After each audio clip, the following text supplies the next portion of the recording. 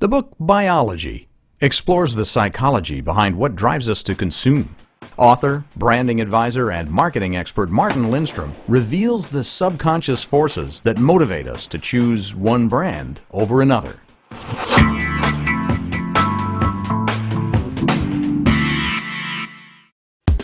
Let's face it, we're exposed to so many brands every day. Coca-Cola ads, Tiffany ads, everything from Swiss wrinkle creams to car ads, it's bombarding us every day.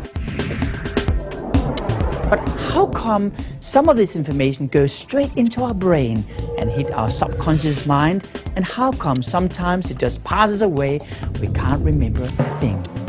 I wanted to find out. This is the reason why I conducted the largest neuromarketing study in the world. We scanned 2,000 consumers' brains, spending $7 million on finding out what really goes on in our brain. And the results were interesting. In fact, a little bit scary too. Take a look at this.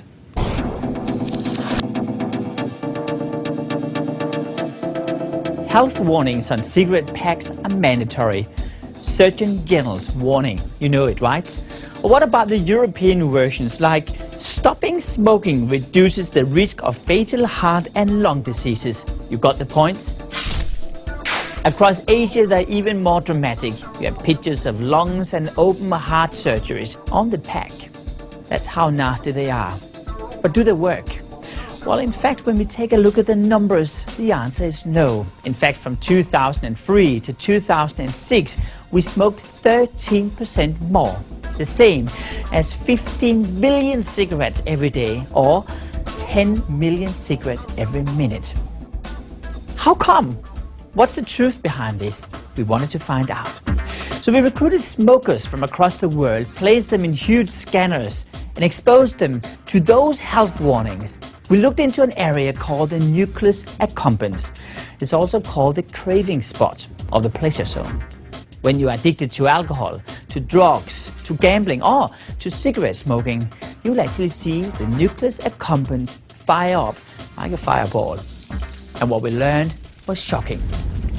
The fact is that those health warnings have absolutely no effect on our brain whatsoever. In fact, the total opposite was taking place.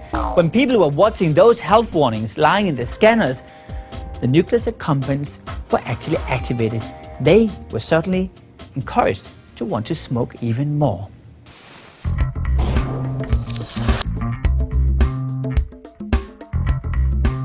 Ever wondered why you squeeze a lime down the bottleneck of a Corona beer whenever you drink it? Is it A, because it's a ritual from 1800 something in Mexico? Or is it B, because supposedly there's so many flies in Mexico that this is the way you clean the bottleneck? Or is it C, a story developed by two bartenders in 1981 in California to see how fast a ritual can spread around the world? If you guessed C, you're right. This is branding. Branding is much more than just a logo. Think about the Coca-Cola bottle. The bottle, which was invented in 1915, had a very interesting brief behind it. The briefing was to develop a bottle design which is so recognizable that if you drop it on the floor and it smashes into thousands of pieces of glass, I can still pick up one piece of glass and recognize the brand. My question to you is, can I smash your brand? Meaning, can I own a color, or a shape, or sound, whatever it is, because that is true branding.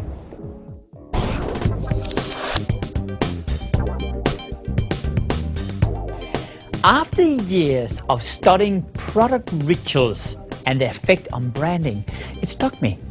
Are there similarities between the way our brains react to religious and spiritual symbols and the way they react to products and brands?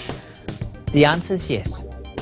I interviewed 14 prominent leaders from various religions across the world, and what I discovered was that despite the differences, almost everyone has 10 common pillars underlying their foundation.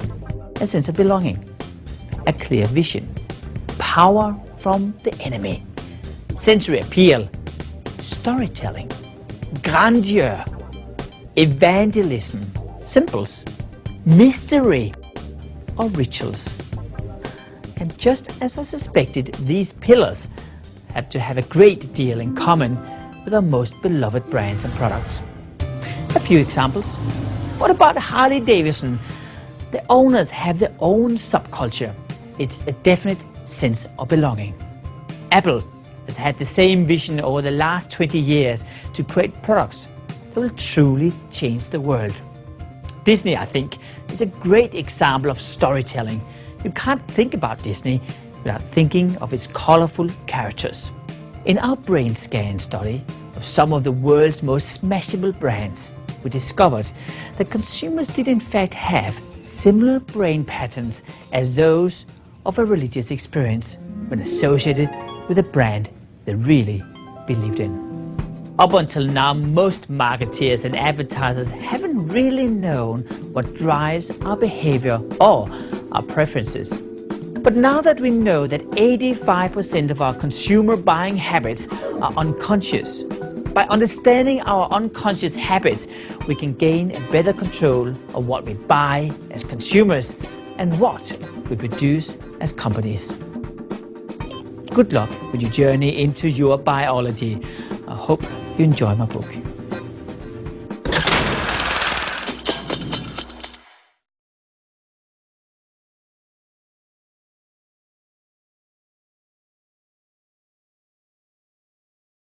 More and more companies around the world are starting to use the senses to seduce the consumers to buy more. One of those is Abercrombie & Fitch, the clothing retailer. I'm not sure if you notice it, but when you walk down the street several blocks away, you can actually smell that seductive smell, which is spraying out and was basically seducing you to go into the store. Once you're into the store, it's like a nightclub feeling. The windows are blocked away, you feel like you're in a nightclub. People are dressed down, you hear the pumping music, and the smell is there. And what's so amazing about this is when you come back again 2 or 3 weeks later and just smell that smell, it takes you straight into that emotion you had when you're in the store. And that is what the advertisers are using more and more as a technique to seduce your mind to buy more in the end of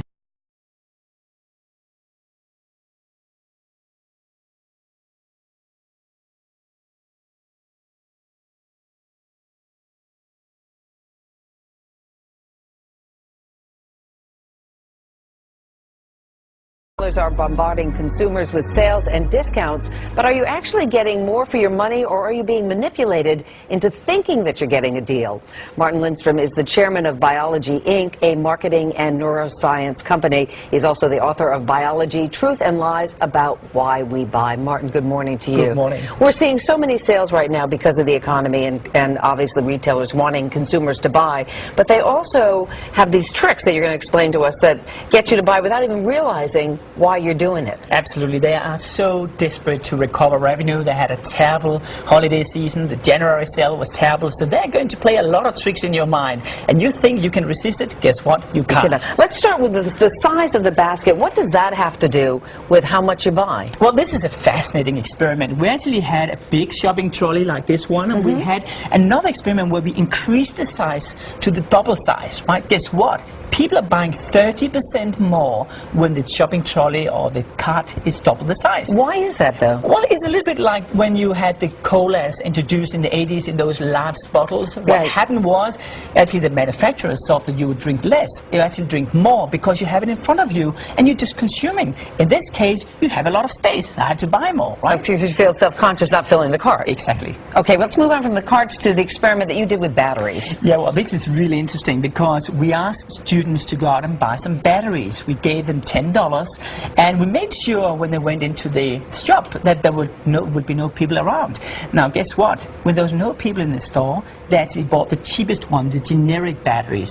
When there was people placed in the retail store, guess what? They bought the most expensive brand name batteries. Now why? Is that to look like that they can afford it, or? Yeah, exactly. What's happening is that you think and I think that we are not affected by people around us, but we are. We actually want to portray an image to the surroundings around us. So how does a store use that kind of information? Well, they make sure that there is a lot of people in the retail store. They make sure they place the aisles in such a way that you can see each other and people actually can keep an eye on you. And that means I have enormous pressure on me to buy even more. Okay. Now this one surprised me because you have this container of strawberries and then two separate ones, two for the price of one. I would always go for that. But that's not the smart deal. No, it's not, because what they're going to do is to play on words, and they're really good at it right now. So what they're saying is, instead of just offering one tray of strawberries, instead they want to offer you 2 trays of strawberries. Now guess what? There's actually more strawberries in this one than in those 2 ones, but we're still seduced to it.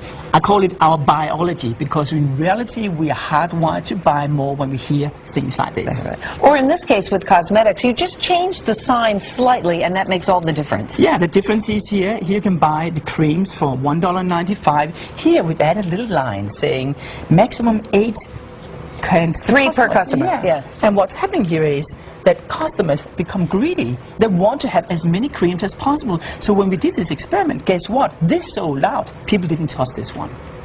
That's fascinating. So just because they want to say that they're the ones who got the most. Exactly. Okay. Now this, what is this about? Well, I want to test you for a moment. All right. What smell do you think this is?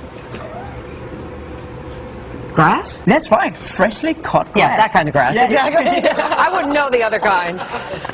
Now, this smell is actually today sprayed into a do-it-yourself store, and actually into a what store? A do-it-yourself store. Oh, do-it-yourself store. Yeah. Okay. And what's actually happening is the customers feel that the service level has increased with 49%. Why would the smell of grass make you feel that? Because you feel it's hard-working people working in this store. They have contact with nature. They're really tough people. So that smells makes people feel they're close to nature. Basically, that's the trick. So that's the reason why retailers are now using smells in retail stores. Okay, so the next time you smell, you might not even be aware that it's there, though. I was going to say, next time you smell something, know that there's a trick up there. You may not be aware of it at all. All right, and how about the last one here? Well, this is a trick. Be honest now. Okay. When you go into a news stand and you buy a magazine, do you always, like me, take the second paper from the top? I do. I never take the first one because I figure everybody's hands have been on the first one, right? Did you know 92% is always taking the second paper from the top? But here's the trick. Actually, 72% put it back second to the top. So we all end up with the same crappy, filthy magazine. So we should definitely take from the top then. You should, yes. You know what? I've learned a lot. Spray this grass again. All right. Yeah, Martin Lindstrom, thank you so much. You're welcome. And tomorrow we'll wrap up our series with an actual look inside the brain of a